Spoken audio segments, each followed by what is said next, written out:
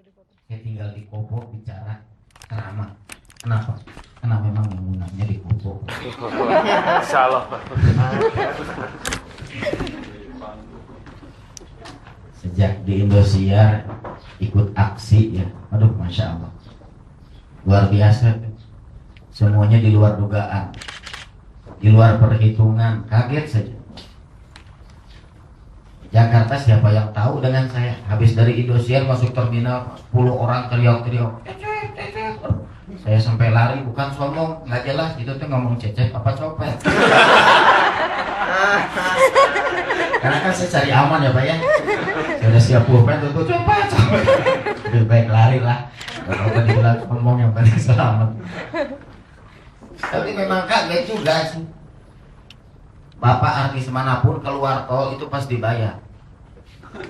Betul nggak? Betul. Saya betul Pak, nggak diterima uang saya. Apa gara-gara Indosiar Bu? Bukan.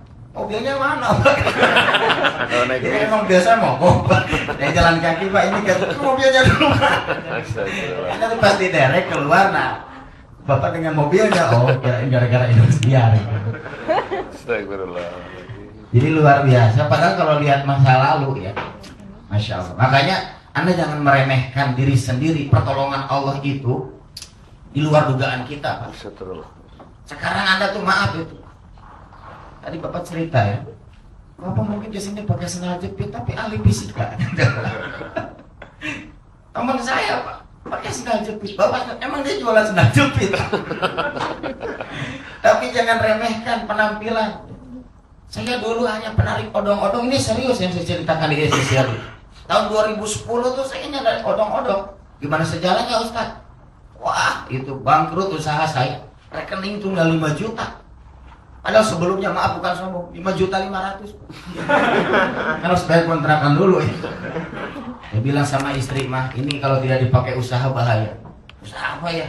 Saya juga bingung, beli angkot mau cukup 5 juta. Saya mau beli odong-odong, karena saya searching di internet tuh.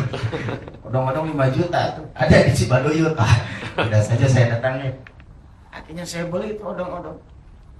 Istri saya pas sudah ngasih nasihat, ayah mama setuju aja, tapi yang nanti bawanya siapa? Yang ngejalaninnya siapa? So, seminggu juga paling betahnya itu pasti udah dia berhenti. Susah cari orang yang mau ngejalaninnya. Belum jujur dan tidaknya, untung gak seberapa. Maaf mama bukan nakut-nakuti kata istri. Jangan khawatir mah, orangnya ada yang bawa. Insya Allah dia jujur, dia akan betah.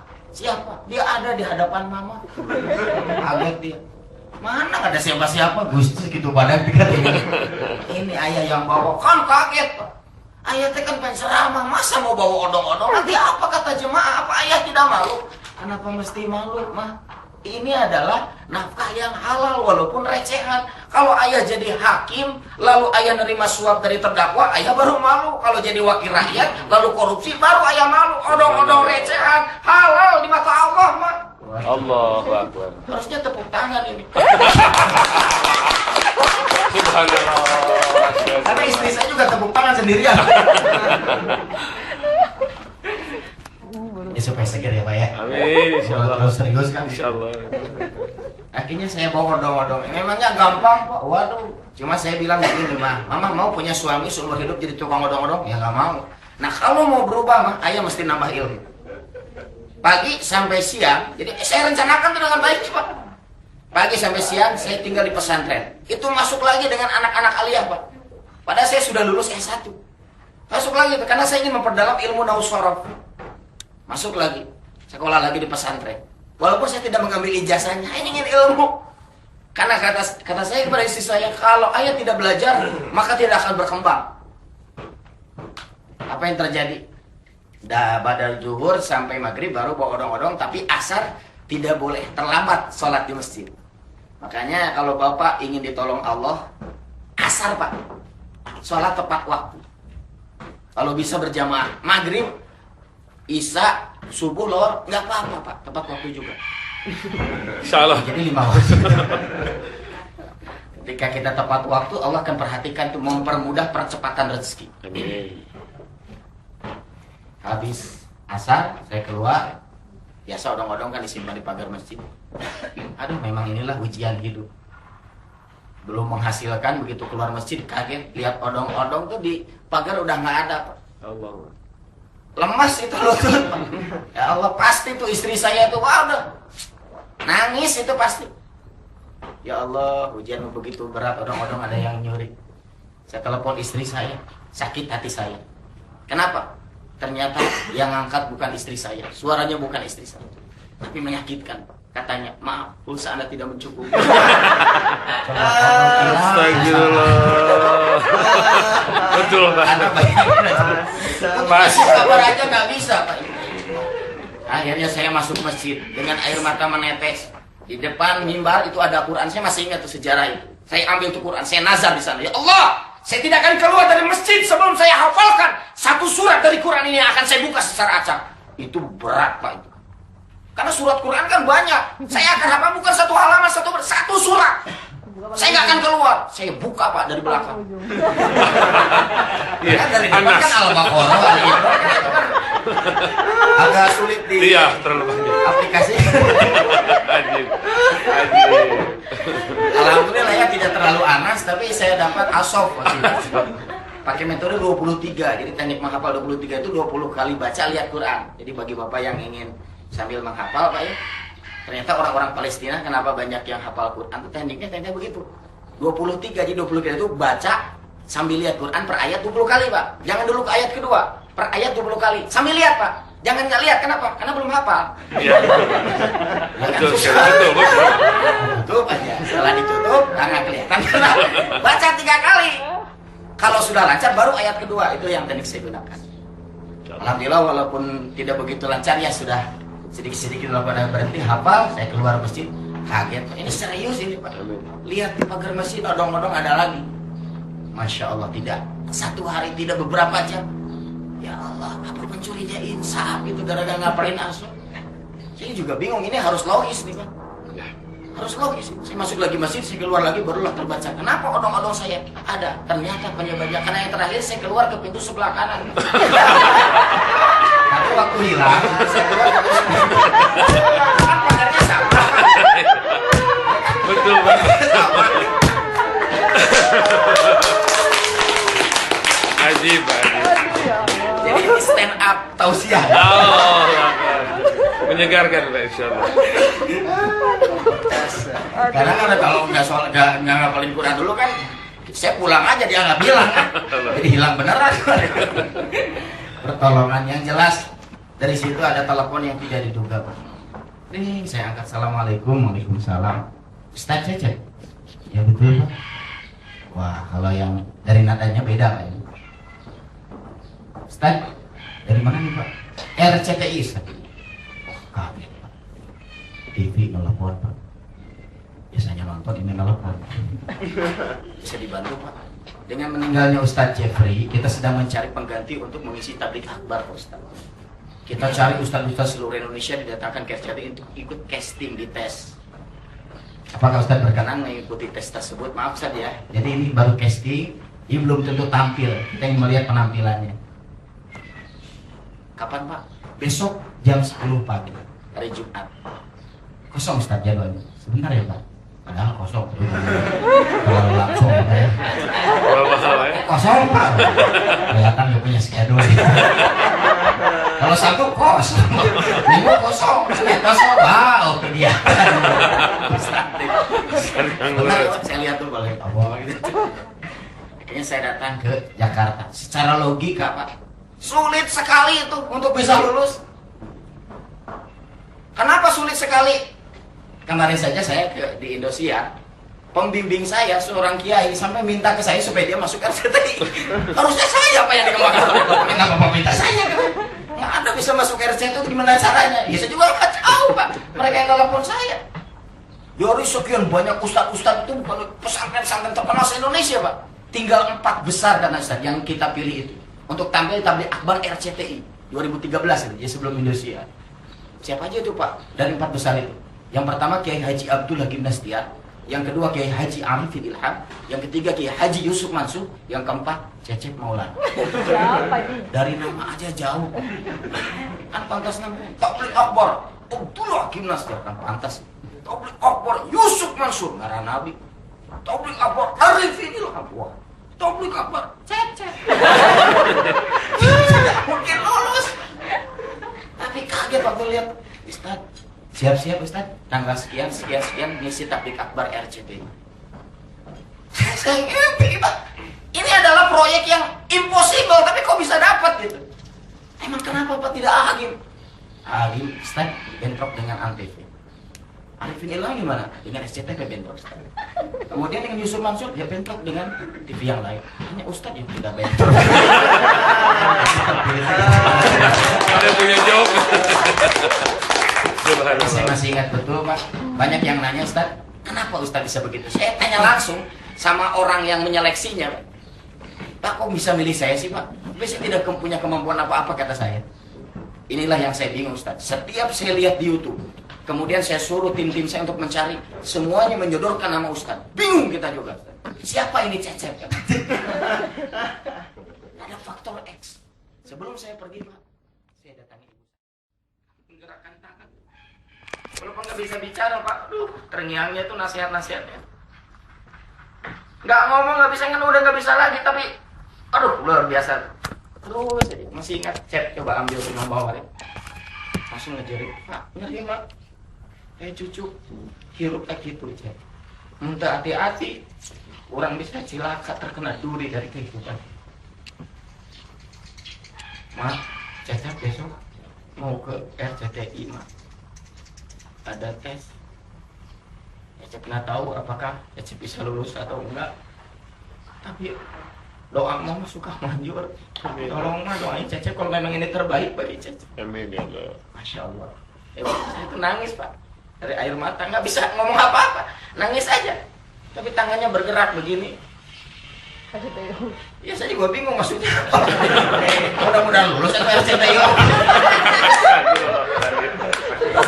Aku saya tadi gila dari tapi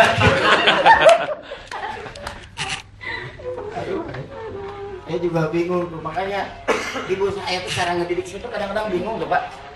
Saya masih ingat masih kecil kalau naik angkot dengan ibu tuh ditepuk itu lutut saya tuh.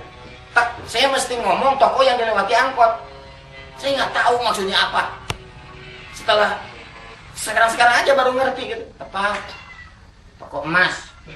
Tepat rumah makan Padang. Tepat pom bensin. Tepat apotek. Tepat terus sampai 5. Setelah 5 apa yang tadi di awal ternyata teknik mengingat. Masya Allah, ini ibu saya ini nggak ada pelajaran kayak gini di sekolah ya. Tapi itu luar biasanya sampai seperti itu. Malah kalau saya ceramah tuh biasanya kalau di paling depan tuh ibu saya, di barisan ibu-ibu, dan dia suka ngasih kode-kode yang saya hanya dan ibu saya ngerti. Ini ya tangan. Maksudnya pandangan mata menyeluruh. Kayak begini ya udah, awas, mic. Kelemahan kamu cek tuh, mic tuh suka kiri sampai sekarang. Pernah ada kode yang saya nggak ngerti, ibu saya juga nggak ngerti. Kode apa begini? Maetan nawak atul. Saya suka naik kode atul. Pemikiran emak. Ada suka jemaah ngerti ya teh atul. Coba Anda bayangin. Jangan pernah berputus asa. Amin. Mungkin kita belum siapa-siapa Pak, tapi masa depan, Masya Allah, dengan kreativitas, dan yang paling penting adalah nih hati. Makanya Mar Ibrahim ibnu Adham bisuki Basrah fajatama ilaihi nas faqala lahu ya Aba Ishaq ma lana nad'u fala yustajabu lana limadza qali ana qulubakum qad matat bi asyarati asya. Ibrahim bin Adham pergi ke pasar Basrah, berkumpul tuh jemaah dengerin dakwahnya. Ada yang nanya, Ustaz, kenapa sering saya berdoa tapi doa saya tidak dikabul Allah? Bangsa kita ini banyak ulamanya Pak, umat Islamnya mayoritas terbesar di dunia, jemaah kita tuh paling besar di dunia. Tapi kenapa doa kita kok nggak didengar Allah? Dijawab oleh Ibrahim bin Adham, li anna qulubakum qad matat bi asyarati asya, karena kalian berdoa tapi hati kalian mati. Subhanallah. Maka kalau ingin hidup, aradtum la ta'ala walam tudu haqqa, kenal Allah tapi tunaikan hak Allah. Kita kalau dipanggil presiden senang, tapi dipanggil Allah biasa-biasa saja. Anda dipanggil presiden Senin jam 12, datang ke istana. Jumat orang terus di Jakarta. di rumah saudara. Aku terlambat, tapi dipanggil Allah baru menghadap 2 jam setengah. Lohor setengah 3, asar 6 kurang seperempat, maghrib 7 kurang 5, subuh ketukar sama 2. Kita yang rajin tiap hari duha, ini mah subuh. Bagaimana kita ditolong Allah? Iya, Pak. Jadi kalau kita ingin cepat ditolong Allah, cepat tuh. Panggilan Allah betul-betul luar biasa. Amin. Nggak terasa tuh kan. Maaf, kalau si Fulan dikasih kesempatan dengar suara azan 50 suara azan, umurnya berapa hari lagi? Coba Pak. Hei Fulan, kamu punya kesempatan dengar 50 suara azan, berarti umurnya berapa hari lagi Pak? 10 hari. 1 hari Pak. Karena di masjid ada lomba adan. Pesertanya 45. Astagfirullah. Umat sama 45. Sesuatu yang tidak tahu, kita kan nyangka umur masih panjang. Padahal belum tahu ya. Tahu-tahu Uje meninggal, tahu-tahu Kang Ibing meninggal. Kemarin juga yang ngundang gitu, Ustaz, aduh kami itu sudah pengen ngundang Kang Ibing keburu meninggal. Makanya kita cepat-cepat ngundang Pak Ustaz. Bukan karena prestasi Pak. Aduh gak usah. Dia kan pasti meninggal. Astagfirullah. Jadi, nih, pertama adalah Allah paling utama. Amin ya Allah. Kisah singkat nih, menarik Pak ya. Ustadz dengan supir taksi ngobrol. Pak, berapa tahun macet lah di Jakarta biasa. Jadi driver Pak, 15 tahun Ustadz. Ngobrol panjang lebar, kaget ternyata dia sarjana hukum Pak. Inilah kehidupan. Kenapa Pak, Bapak jadi supir taksi gini, kan Bapak sarjana hukum? Ya inilah Indonesia Pak. Saya ingin cari nafkah yang jelas-jelas halal aja lah. Masya Allah, ini luar biasa nih, kelihatan nih orang baik nih. Pak, saya mau minta nasihat dari Bapak. Oh jangan begitu, kayak kita yang minta nasihat dari Pak Ustadz. Enggak Pak, Bapak ada kejadian menarik yang bisa Bapak ceritakan. Ya, selama nyetir gitu. Ya, kan pernah lupa. Saya nemuin jam. Ya, saya bodoh sih tentang jam dan nggak tahu jam mahal dan murah. Tapi yang jelas mereknya Rolex, seperti emas dan seperti berlian. Kayaknya sih mahal, cuma ya saya nggak ngerti. Tapi maupun mahal dan murah, tetap saya akan mengembalikan jam itu. Ujian datang, ternyata sebelum dia ngembaliin, ada penumpang lain naik. Ternyata penumpang yang naik itu orang yang suka jual beli jam mewah. Waktu ditunjukin, Pak, Bapak kenal ini jam harganya berapa Pak? Tahu nggak Pak? Kamu lihat. Dari ekspresi mukanya, saya tahu dia kaget. 200 Pak. Lumayan ya Pak, 200 ribu. Bapak, 200 juta Pak ini. Oh, Bapak bercanda masa jam tangan 200 juta. Oh itu, ini emas asli dan Anda lihat, ini Rolex asli dan ini berlian-berlian asli. Di Indonesia mungkin cuma 3 orang yang punya ini. Bapak sampai punya jam begini hebat. Bapak ini punya penumpang saya ketinggalan. Yang benar Pak, benar. Udah kita ke bank Pak. Saya mau ambil uang 100 juta, itu uang 100 juta untuk Bapak dan saya ambil jam ini. Gimana Pak? Bingung kan pagi-pagi menawarin 100 juta. Ustadz, alhamdulillah saya masih bisa menjawab. Maaf Pak, saya menolak tawaran Bapak. Sampai kaget. Kenapa Pak? Bapak menolak 100 juta loh Pak. Karena teman saya pasti mau beli 150 juta. Jadi saya dapat 50, dapat 100. Ya tapi kan ini bukan jam saya Pak. Kan dia nggak tahu Pak. Sudahlah antara kita saja. Nggak mau Pak. Kenapa Pak? Saya takut. Takut apa? Takut dapat musibah di atas 100 juta. Waduh. Ini bukan jawaban supir taksi. Lebih berat Pak dari supir taksi. Pasti jawaban supir truk. Subhanallah. Masya Allah. Ya sudah Pak, saya turun di depan. Kok Bapak marah? Nggak marah, emang tujuan saya jadi turun, hilanglah kesempatan 100 juta. Ternyata betul Pak, yang punyanya presiden direktur. Maaf saya tidak bisa menyebutkan perusahaannya karena memang dia juga tidak menyebutkan. Akhirnya lantai 23 di antara security ketemu lah duduk. Tahu? Bapak supir taksi tadi? Iya Pak. Ada apa Pak? Enggak Pak. Saya cuma mau nanya, hari ini Bapak hilang sesuatu enggak? Iya, saya itu hilang jam. Mereknya Rolex. Ciri-cirinya ini di belakangnya ada nomor seri dan ini surat-suratnya. Ini Pak jamnya. Wah ini jam. Jadi ini taksi Bapak toh? Betul. Waduh, Bapak jujur sekali. Ah, Pak, udah Pak, jangan bilang sekali-sekali begitu.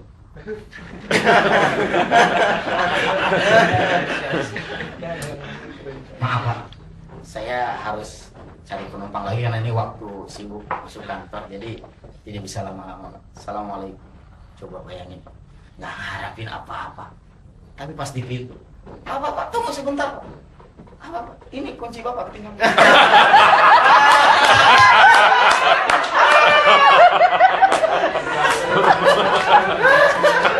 Ternyata di bawah kunci Ustaz amplop itu di bawah kunci itu amplopnya tipis Ustaz. Cek kali Pak, itu yang terbesit di hati saya Pak. Apakah cek Ustaz? Apa yang saya buka di lampu merah karena kan dibuka di situ kan malu. Mukanya hati-hati Ustaz, ya takut kesobek. Nggak akan lupa seumur hidup. Ternyata isinya bukan cek, cash, uang baru semua. 3 lembar Ustaz. 50.000, 20.000, 5.000, 75.000. Kalau saya tidak jujur, 100 juta. Jujur. Saya nggak sedih. Ekspresinya begitu, sedih. Masya Allah. Tapi alhamdulillah saya tidak menyesal Ustaz. Karena saya dapat rezeki yang tidak disangka-sangka. Rezeki apa? Penumpang teureun-eureun Ustaz. Maksudnya penumpang teureun-eureun gimana Pak? Iya, nurunin ada lagi gitu. Bukan satu penumpang teureun-eureun. Turun kabur ini musibah. Dari pagi sampai malam dia aja terus. Pas malam kabur, ini kan musibah. Ini maksudnya teureun-eureun itu adalah nurunin ada lagi, itu susah Pak. Ya saya kan taksi kan denger radio kan. Gatot Subroto, ya mau berapa? Ambil kan begitu kan, mau ceknya. Ini mah nurunin ada lagi yang naik, nurunin ada lagi. Itu terus, dan itu bukan berhari-hari, bukan berminggu-minggu, berbulan-bulan. Rezeki saya sampai bingung, ini teh malaikat atau manusia yang naik? Karena semua penumpang tidak lihat argo Pak. Subhanallah. Beda dengan kita kan. Tapi itu ya Nggak lihat argo, jadi semuanya ngasih tip Ustaz. Tidak ngasih tip kumaha tuh. Sebab tiap penumpang dikasih cerita yang sama.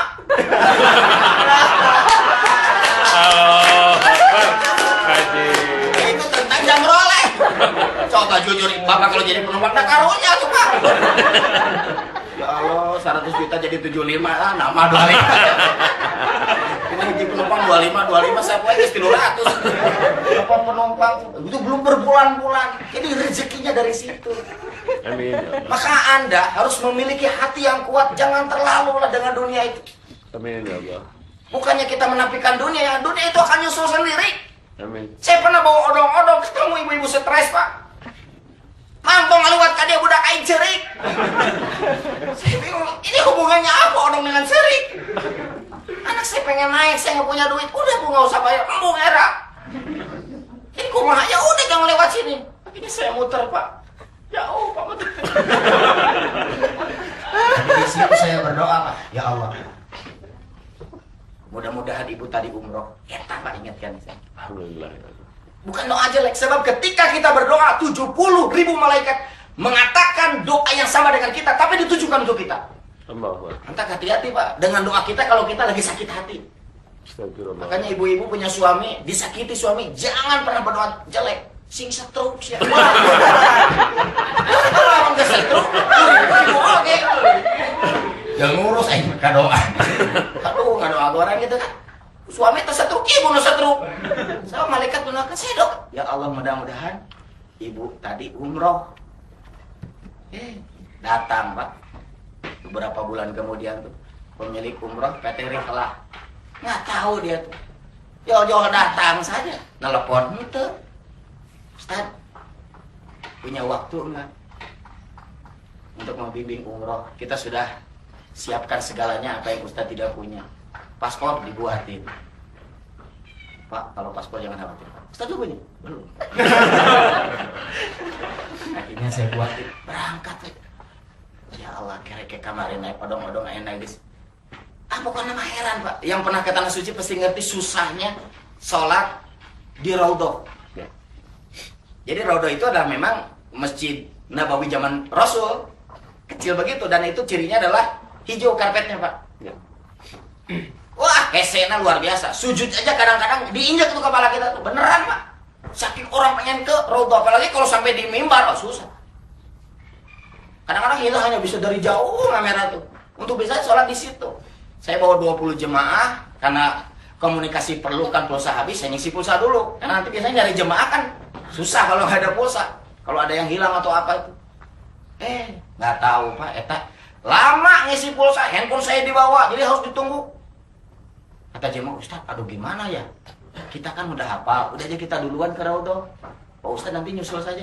Nanti nggak akan tersesat. Apa Ustaz tuh hotelnya itu tuh kelihatan. Ya sudah Bapak duluan. Saya nungguan handphone kan. Setengah jam. Saya tungguin, baru selesai. Pas datang ke sana jemaah saya udah nggak ada. Pada ke hotel. Ternyata mereka tidak bisa ke Raudhah apa? Karena memang itu jadwal ibu-ibu. Jadi nggak bisa masuk bapak-bapak tuh. Jadi hanya di luar Raudhah. Pas saya datang ke situ, pas tepat, ya tenang, batas tonjol dibuka. Set! Di belakang, wah, ratusan orang ngedorong saya. Di depan mimbar Nabi, Pak. Subhanallah. Air mata tuh benar-benar, ya Allah, aku bisa sholat di sini, ya Allah. Ya Rasul. Dipinggiran makam Rasul, Pak. Masya Allah. Yang saya kaget itu, katanya benar nggak sholat di situ bisa khusyuk? Ini serius nggak bohong, Pak. Saya juga kaget, Pak. Lihat, ini kayak mimpi atau enggak itu? Lihat ke bawah, kaki saya ngangkat. Kalau satu wajah, ini dua-duanya, Pak. Masya Allah. Benar-benar tidak nempel, Pak. Kenapa? Tapi di pinggang saya ada tangan hitam. Jadi saya diangkat, Pak. Sakit melebutnya itu. Iya, betul. Suka teh khusyuk. Dia sampai susahnya seperti itu, Pak. Berebutnya itu luar biasa. Benar-benar itu. Dipindahin paksa tuh benar-benar. Lagi ngedoa tuh kadang-kadang lagi sila diangkat dipindahin sama tolong. Saking orang pengen begitu. Yang banyak ayam wirid tuh. Kan dimulai. Waduh. Nanti di situ berdoa di multajam dengan baik. Nah, itu betul-betul tuh, Pak. Akan dikabulkan oleh Allah.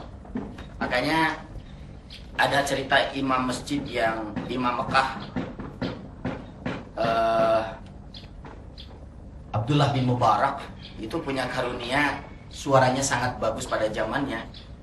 Karena dia kalau jadi imam di Mekah tuh jemaah tuh nangis saking merdunya itu kan. Apalagi kalau sudah ada orang semangat sekali. Dan dia pernah tertidur di salah satu tiang di Masjidil Haram. Ternyata dalam mimpinya dia ketemu dua malaikat dan malaikat itu berbincang-bincang, kenalkah kamu siapa dia? Iya, dia imam masjid Abdullah bin Mubarak yang suaranya bagus kan. Kata-katanya luar biasa kalau dakwah. Tapi sayang dia masuk ke dalam neraka. Wah, kaget itu. Kenapa ke neraka? Dia pernah beli kurma di Jeddah dan dia mengambil kurma yang jatuh padahal kurma itu belum ditimbang. Subhanallah.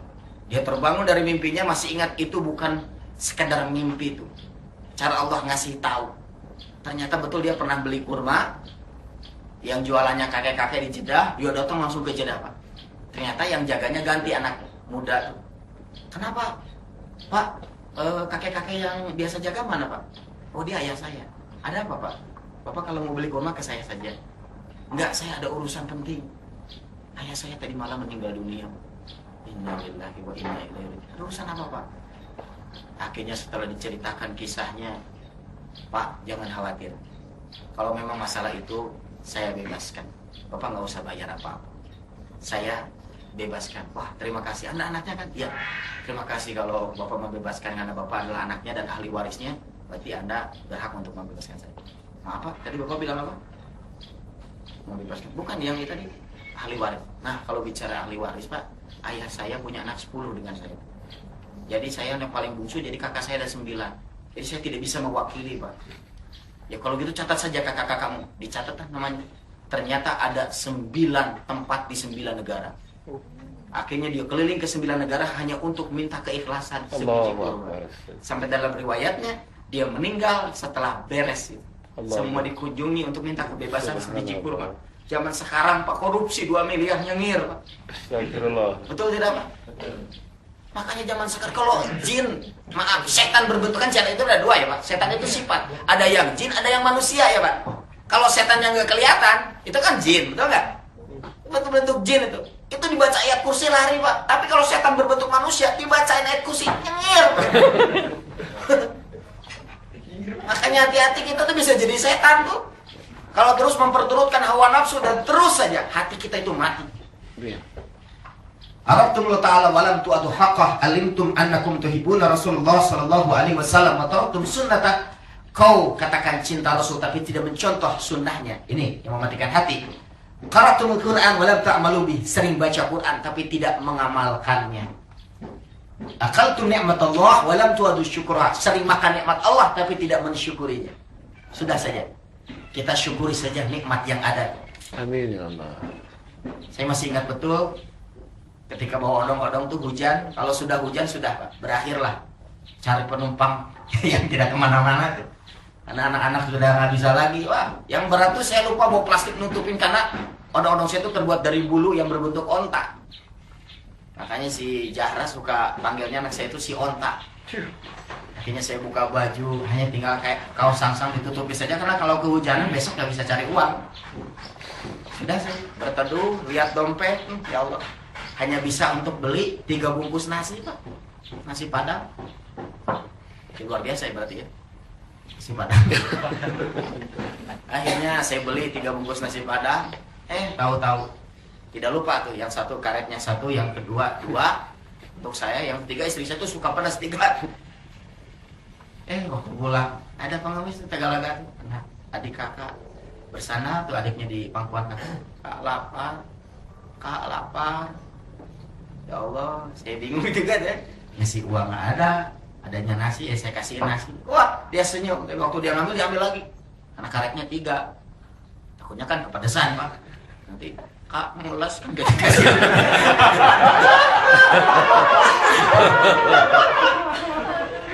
Akhirnya saya kasih yang karetnya 2. Akhirnya ya saya pulang, saya kasihin sama anak saya lah. Indahnya itu apa? Ketika ayah, itu tuh tidak akan terlupakan saya. Bapak itu kebanyakan anak kecil, ayah, saking semangatnya kelebihan.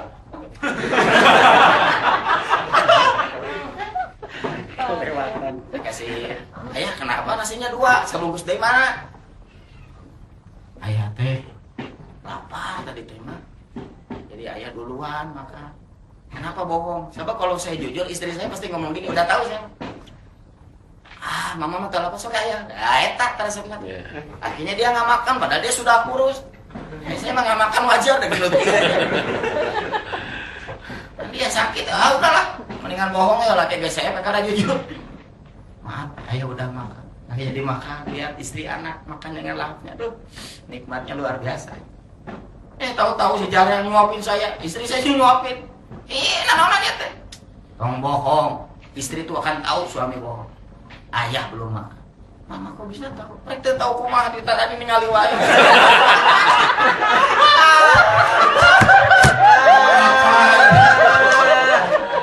Bismillah. Istri kudaknya apa?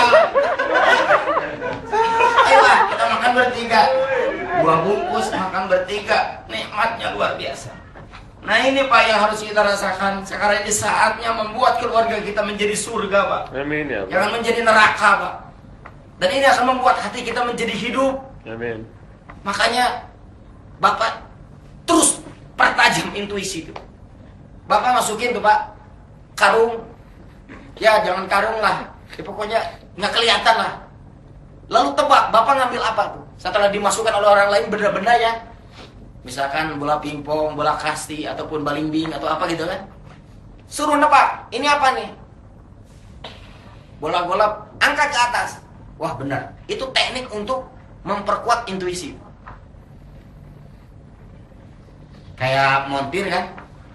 Saya pernah mobil saya ada masalah, dia baru dengar saja, Pak ini yang kena. Padahal baru dengar Pak. Padahal saya tuh ada masalah lagi. Intuisi bengkel saya kan nggak tahu, betul nggak Pak? Tapi Bapak kan Anda di bidang teknologi kan. Jadi kita lain-lain bidang gitu kan. Kita lain-lain bidang tapi tertarik tajam nanti intuisi itu. Tekniknya seperti itu. Dan teknik yang lebih mudah adalah coba sering-seringlah berkunjung ke panti jompo. Itu akan memperlunak hati kita.